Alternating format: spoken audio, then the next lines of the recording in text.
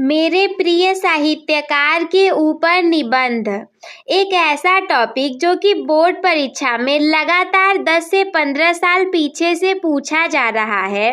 अब आपके प्रिय साहित्यकार कोई भी हो सकते हैं। मुंशी प्रेमचंद्र जी, जयशंकर प्रसाद जी, सुमित्रा नंदन पंत जी अथवा महादेवी वर्मा जी। आपके प्रिय साहित्यकार तो कोई भी हो सकते हैं, लेकिन सबसे ज़्यादा संभवतः ये है कि प्रेमचंद जी के ऊपर पूछा जाए या फिर आप में से ज़्यादा लोगों के प्रिय साहित्यकार प्रेमचंद जी ही होंगे। तो उसी बोर्ड एग्जाम को मद्देनजर रखते हुए आज हम आप लोगों के सामने उपस्थित हैं मेरे प्रिय साहित्यकार के ऊपर निबंध लेकर के, जो कि बोर्ड एग्जाम 2026 की दृष्टि से बहुत ज़्यादा इम्पॉर्टेंट है। तो हेलो मेरे प्यारे स्टूडेंट, अगर आप सभी पढ़ते हैं कक्षा 10 और 12 में और 18 फरवरी को आपको देना है बोर्ड एग्जाम 2026, तो आज की ये वीडियो आपके लिए रामबाण सिद्ध होने वाली है, क्योंकि मेरे प्रिय साहित्यकार निबंध का एक ऐसा टॉपिक है जो कि ज़रूर से ज़रूर आपके एग्जाम में आएगा। तो चलिए शुरू करते हैं। सर्वप्रथम अगर हम देखेंगे मेरे प्रिय साहित्यकार मुंशी प्रेमचंद जी के ऊपर, तो इसमें ऐसा हो जाएगा कि सबसे पहले हमें मुख्य तरीके की जो संकेत बिंदु होते हैं उन्हें लिखना पड़ता है, और सारे संकेत बिंदुओं के बाद 1 बाय 1 हेडिंग डाल करके हम सबके बारे में लिखते हैं। तो सबसे पहले हम प्रस्तावना के बारे में देखेंगे, इसके बाद मेरे प्रिय साहित्यकार का परिचय, साहित्यिक विशेषताएं क्या क्या है, प्रमुख रचनाएं उनकी क्या है, समाज का दर्पण कैसा है, आदर्शवाद एवं यथार्थवाद, छात्रों के लिए प्रेरणा एवं उपसंहार। तो इन सभी बिंदुओं पर आज के इस निबंध में हम चर्चा करेंगे। तो चलिए बिना देर किए शुरू करते हैं। सबसे पहले हम देखेंगे आज की प्रस्तावना को।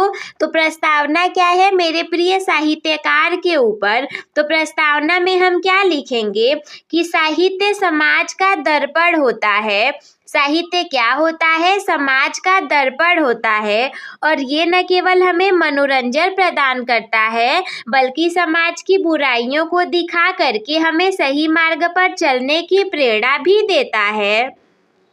हमें पता कैसे चलेगा कि कौन से रास्ते सही और गलत हैं? तो ये हमें साहित्य से पता चलेगा। ये समाज की बुराइयों को दिखाएगा और सही मार्ग पर चलने की हमें प्रेरणा को देगा। हिंदी साहित्य का इतिहास महान लेखकों एवं कवियों से भरा पड़ा है, लेकिन कुछ ऐसे साहित्यकार होते हैं जिनकी लेखनी युगों युगों तक जीवंत रहती है। वैसे तो बहुत सारे लेखक एवं कवि हैं, परंतु कुछ साहित्यकार इनमें से ऐसे हैं जिनकी जो लेखनी है वो युगों युगों तक जीवंत रहेगी, यानी कि उन्होंने इतना सजीवता से लिखा हुआ है कि कोई इंसान कभी भी पढ़े उसे लगेगा कि ये आज के समय की ही मांग है। मेरे लिए ऐसे ही एक अद्वितीय साहित्यकार मुंशी प्रेमचंद्र जी हैं। आप चाहे तो ऐसे ही लिख सकते हैं या फिर लिख सकते हैं कि उन्हीं में से एक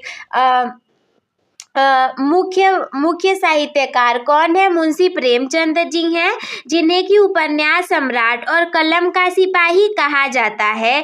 क्या कहते हैं हम उन्हें? उपन्यास सम्राट और कलम का सिपाही। और आप इसको हाईलाइट भी कर सकते हैं।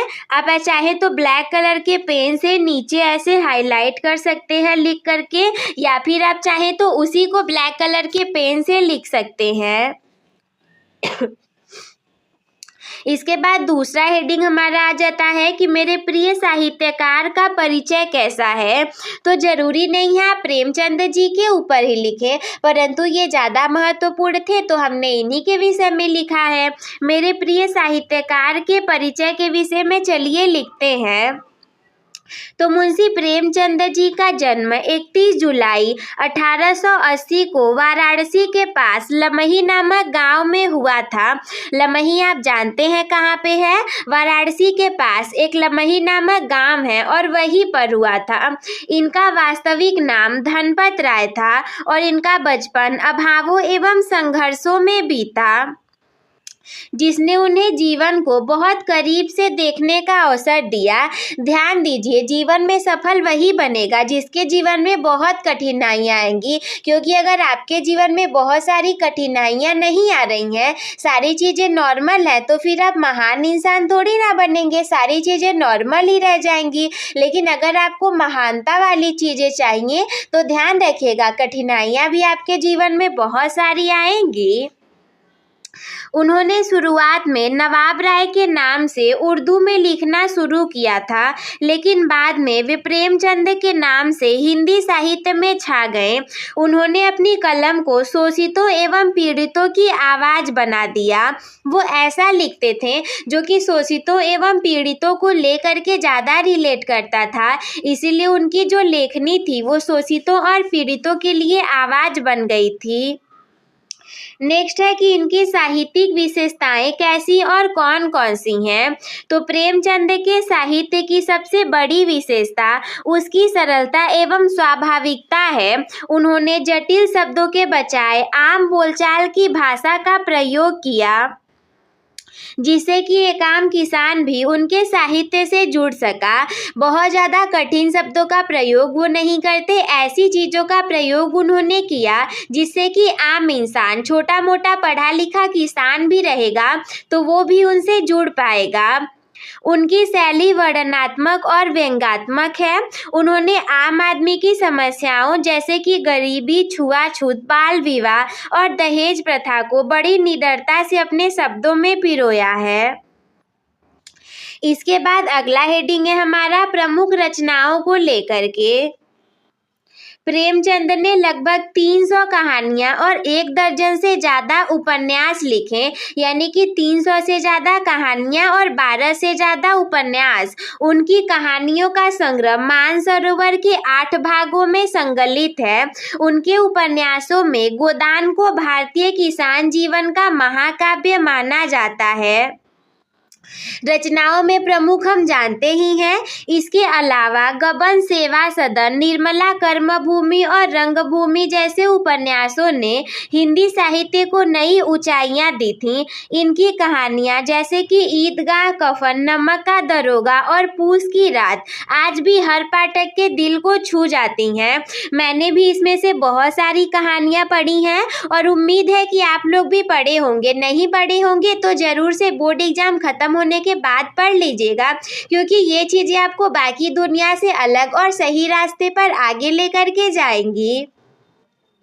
इसके बाद अगला हेडिंग आता है 5वां वाला कि समाज का दर्पण यथार्थवादी चित्रण। समाज का दर्पण एवं यथार्थवादी चित्रण। तो जैसा कि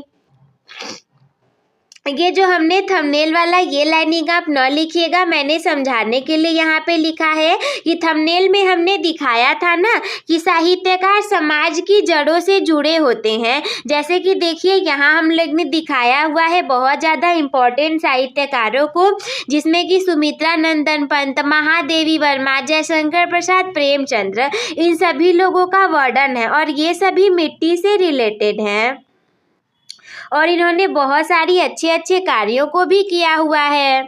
तो साहित्यकार समाज की जड़ों से जुड़े होते हैं। प्रेमचंद्र ने अपने साहित्य में किसानों के दर्द और जमींदारों के शोषण का सजीव चित्रण किया। उस समय वैसी चीज़ें चलती थी तो उन्होंने उसका सजीव चित्रण किया। ये एक लाइन ये वाली आप यहाँ से यहाँ तक हटा दीजिएगा।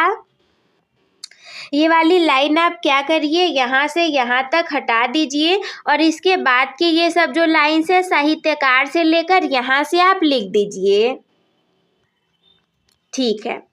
उन्होंने दिखाया कि कैसे एक गरीब किसान जैसे गोदान में होरी था, वो अपनी मर्यादा एवं एक गाय की लालसा में तिल तिल करके मर जाता है। उन्होंने नारी की स्थिति एवं समाज में दलितों के साथ होने वाले अन्याय को प्रमुखता से उठाया।